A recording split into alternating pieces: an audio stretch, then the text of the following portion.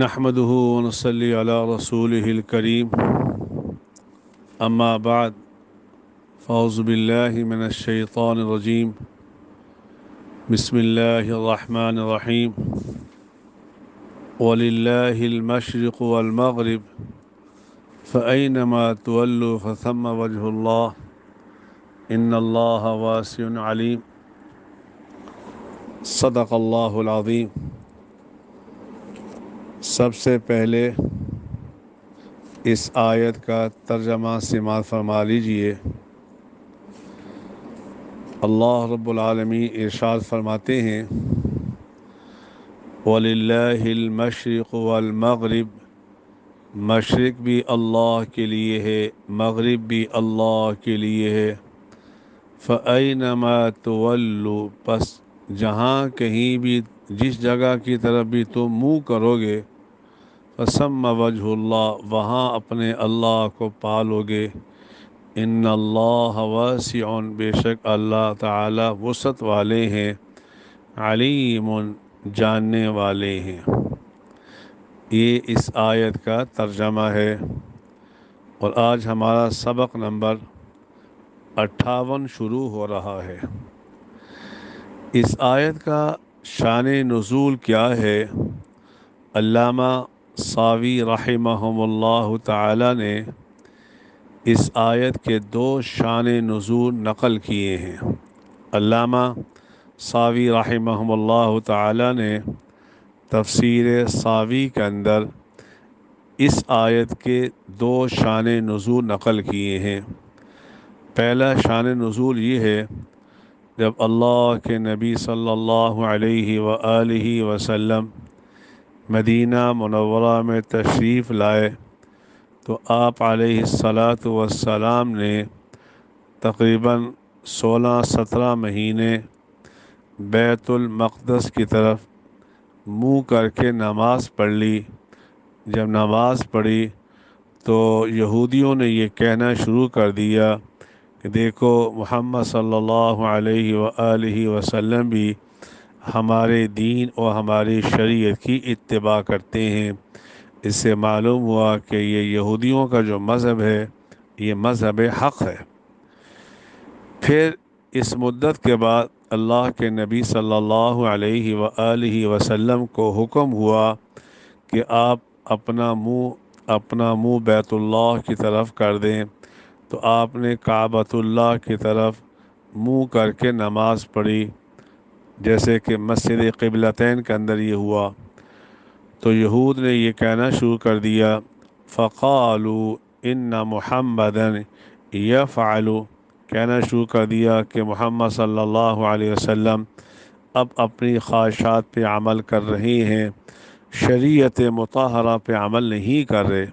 ولیس معمورا بالشرع، یہ جو بیت اللہ کی طرف منہ کر کے نماز پڑھ رہے ہیں یہ شریعت کا حکم نہیں ہے، نعوذ باللہ من ذالک۔ اللہ کے نبی نے اپنی خواہش کو پورا کیا۔ فنزلت الآیت، اس موقع پر یہ آیت نازل ہوئی، وَلِلَّهِ الْمَشْرِقُ وَالْمَغْرِبُ، اور مشرق بھی اللہ کے لیے ہے، مغرب بھی اللہ کے لیے۔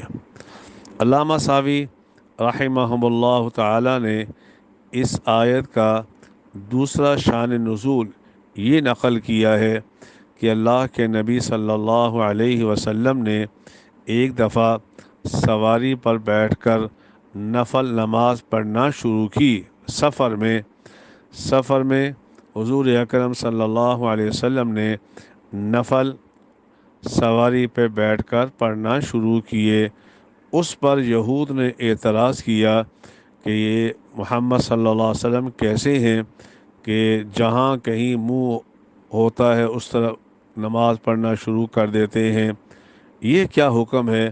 اس پر یہ آیت نازل ہوئی، وَلِلَّهِ الْمَشْرِقُ وَالْمَغْرِبُ فَأَيْنَمَا تُوَلُّوا فَثَمَّ وَجْهُ اللَّهِ، مشرق بھی اللہ کے لیے ہے، مغرب بھی اللہ کے لیے ہے۔ قربان جائے علامہ جلال الدین سیوطی رحمہم اللہ تعالی پر اس کے بعد عبارت نکالی الارض کلھا، کہ یہاں مشرق و مغرب میں ایک سوال ہوتا تھا کہ یہاں مشرق و مغرب کی تخصیص کی وجہ کیا ہے؟ کیا مشرق و مغرب اللہ کے لیے ہے، شمال اور جنوب اللہ کے لیے نہیں ہے؟ تو علامہ جلال الدین سیوطی رحمہ اللہ تعالی فرماتے ہیں یہاں مشرق و مغرب سے مراد ساری کی ساری زمین ہے، کہ ساری کی ساری زمین اللہ کی ملکیت میں ہے، اللہ کی ملکیت میں۔ اس ضمن میں یہ مسئلہ بھی بتاتا جاؤں کہ آج کل لوگ اعتراض کرتے ہیں کہ نعوذ باللہ من ذالک، حدیث حجت نہیں ہے، حدیث حجت نہیں ہے، کیونکہ حدیث کے اندر تعارض موجود ہے، ٹکراؤ موجود ہے، اور جس کلام کے اندر ٹکراؤ ہو وہ قابل استدلال نہیں ہوتی، اس لیے حدیث حجت نہیں ہے، قرآن حجت ہے، کیونکہ قرآن میں ٹکراؤ نہیں ہے۔ تو میں ان کی خدمت میں یہ عرض کرنا چاہوں گا، اگر کسی چیز کے چھوڑنے کی علت ٹکراؤ ہے تو وہ ٹکراؤ تو قرآن کے اندر بھی موجود ہے۔ وہ کس طرح؟ اس آیت میں اللہ فرما رہے ہیں مشرق بھی اللہ کے لیے، مغرب بھی اللہ کے لیے، جہاں کہیں تم منہ کر کے نماز پڑھو گے وہاں اپنے اللہ کو پالو گے۔ اس سے معلوم ہوتا ہے کہ بیت اللہ کی طرف منہ کر کے نماز پڑھنا کوئی لازم نہیں ہے۔ جبکہ دوسرے پارے میں اللہ فرماتے ہیں فَوَلِّ وَجْهَكَ شَطْرَ الْمَسْجِدِ الْحَرَامِ، اپنا منہ بیت اللہ کی طرف کر لیجئے۔ یہاں کہہ رہے ہیں جہاں کہیں منہ کر کے نماز پڑھو گے نماز ہو جائے گی، دوسرے پارے میں اللہ فرماتے ہیں نہیں نہیں، بیت اللہ کی طرف منہ کر کے نماز پڑھو گے تو تب ہوگی۔ بظاہر دونوں آیتوں میں تعارض ہے، اگر تعارض سبب بنتی ہے کسی چیز کی عدم استدلال کے، کہ وہ چیز قابل استدلال نہیں ہے، قابل تقلید نہیں ہے، جس میں تعارض ہو، تو پھر تو نعوذ باللہ بظاہر قرآن میں بھی تعارض ہے۔ اس لیے تفسیر سمجھنے کے لیے میں شروع میں بیان کر چکا ہوں 17 علوم پر مہارت تامہ شرط ہے۔ مفسرین نے کیا جواب دے دیا؟ وَلِلَّهِ الْمَشْرِقُ وَالْمَغْرِبُ کا تعلق نفلی نماز کے ساتھ ہے۔ اگر کوئی نفلی نماز کوئی سواری میں پڑھنا چاہے تو نیچے اترنے میں دقت ہو یا دشمن کا ڈر ہو تو جہاں کہیں بھی سواری کا منہ ہو اس کی طرف منہ کر کے نماز پڑھ سکتے ہیں، چاہے وہ گاڑی ہو چاہے جو مرضی ہو۔ نفلی نماز یہ بتاتا جاؤں، نفل کے اندر قیام کرنا کوئی فرض نہیں ہے، بیٹھ کے بھی نفل پڑھے جا سکتے ہیں۔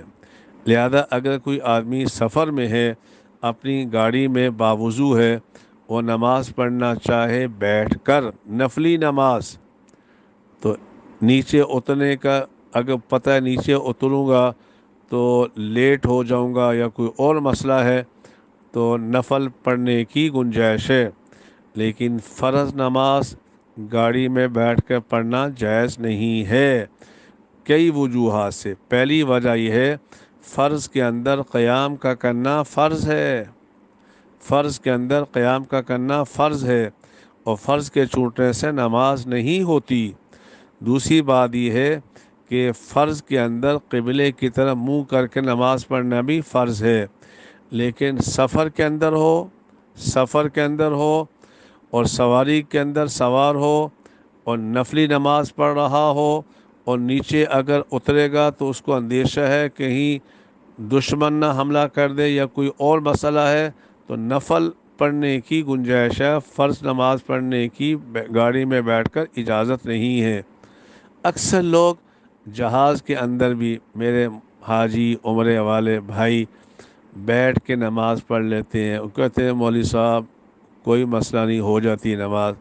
میرے بھائیوں، بیٹھ کر نماز فرض ادا نہیں ہوتی الا یہ کہ وہ پڑھنے والا معذور ہو، جو کھڑے ہونے پہ قادر نہ ہو۔ تو اس لیے فرمایا مشرق بھی اللہ کے لیے ہے، مغرب بھی اللہ کے لیے ہے۔ فَأَيْنَمَا تُوَلُّوا فَثَمَّ وَجْهُ اللَّهِ، فَأَيْنَمَا تُوَلُّوا فَثَمَّ وَجْهُ اللَّهِ، جہاں کہیں تم منہ کر کے نماز پڑھو گے وہاں تم اللہ کو پالو گے۔ حضرت مولانا اشرف علی صاحب تھانوی نور اللہ مرقدہ نے مسائل سلوک میں لکھا ہے فَأَيْنَمَا تُوَلُّوا فَثَمَّ وَجْهُ اللَّهِ کے ذیل میں کہ اس میں دلیل ہے اس پر کہ اللہ تعالیٰ کسی جہت کے ساتھ مقید نہیں ہے، کہ اللہ کے لیے مکان ثابت کرنا یہ درست نہیں ہے۔ اللہ کے لیے کوئی مکان نہیں ہے، کیونکہ مکان مکان اس شے کے لیے ثابت کیا جاتا ہے جس کے لیے جسم ہو۔ اللہ رب العالمین جسم سے پاک ہے، جب جسم سے پاک ہے تو اللہ مکان سے بھی پاک ہے۔ فَأَيْنَمَا تُوَلُّوا فَثَمَّ وَجْهُ اللَّهِ، جہاں کہیں تم منہ کر کے نماز پڑھو گے فَثَمَّ وَجْهُ اللَّهِ، وہاں تم اللہ کو پالو گے۔ اور ایک اس کا جواب یہ دے دیا وَلِلَّهِ الْمَشْرِقُ وَالْمَغْرِبُ کا تعلق اس آدمی کے ساتھ ہے جو بیت اللہ